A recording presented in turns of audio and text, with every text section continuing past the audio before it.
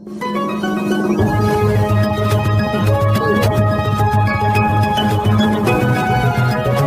3 April 2026 रोजी सकाळी 10:30च्या सुमारास सोलापूर येथील चिंचोळी MIDC येथील रहिवासी स्वराज अक्षय पुल्लूर या केवळ 5 वर्षांच्या निरागस चिमुकल्याने आपल्या आई वडिलांसमोरच जीव गमावला।